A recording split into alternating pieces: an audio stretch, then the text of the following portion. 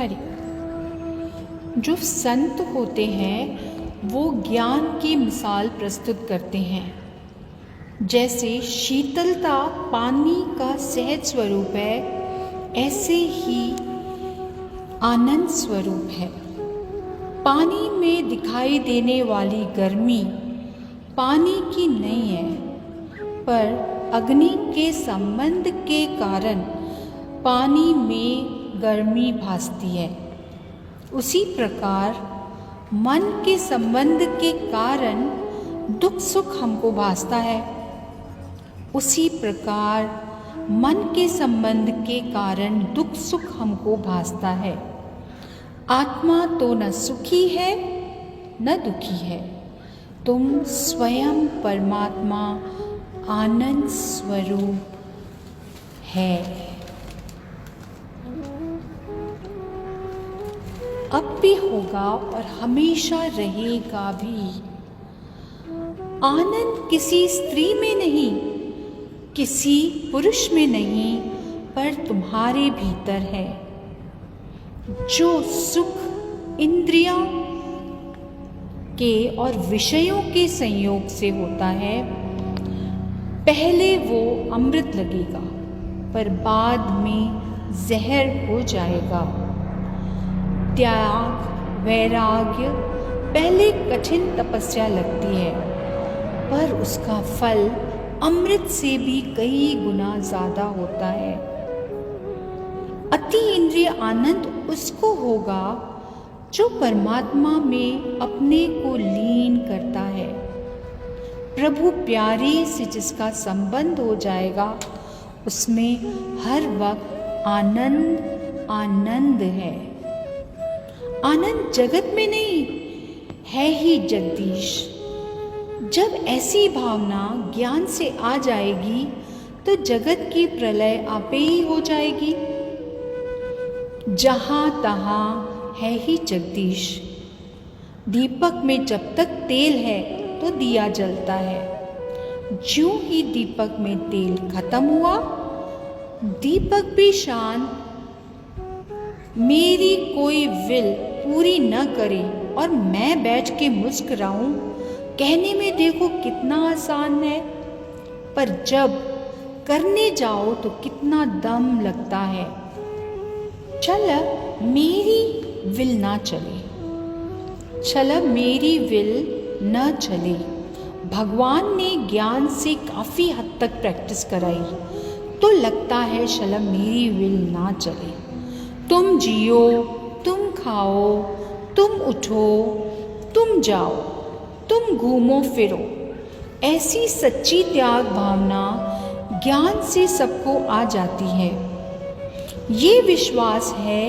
कई प्रेमी माताएं देखो आकर सुनाते हैं, पर उनके चेहरे से बिल्कुल आभास नहीं होता कितनी हालत को ये पार करके आई है। आज वो बात सुन के इनको हंसी आती है कि कौन से सुख में हम पड़े थे, कैसे भगवान ने दुख से सुख में परिवर्तित कर दिया। आंखें दुख भी तो सुख लगे, आंखें दुख भी तो सुख लगे, जदे मेहरबान रखे हाथ। भगवान ने जब कृपा वाला हाथ रखा तो आज मुझे दुख भी सुख भासता है। ये कितनी बड़ी ज्ञान की तपस्या है। रज़ा में राज़ी रहना सबको गुरु ने सिखा दिया है। कभी भी अपने दिल को काला न करूं। भगवान जो करता है हमेशा मेरी भलाई के लिए करता है। भगवान से जो हो रहा है ठीक हो रहा है। जो भी भगवान करता है हमेशा हमारी भलाई के लिए करता है, उन्नति के लिए करता है। ज्ञान से देखो कैसे स्थिति बन जाती है। जो दुख नाम की कोई चीज सच में नहीं रहती है। इतना आनंद आता है जिनकी बात सुनकर कि कैसे कैसे दुखों से, कष्टों से आप, कितने दुखों से, कष्टों से आप ज्ञान से इनको खड़ा करके रखा हुआ है। श्वास श्वास में कदर होता है। तो देखो गुरु, तू न मिलता तो आज क्या होता। आज भी उनके ज्ञान से, उनकी कृपा से आज भी हो रहा है। वो ही कर रहा है, पर मैं करने वाला नहीं हूँ।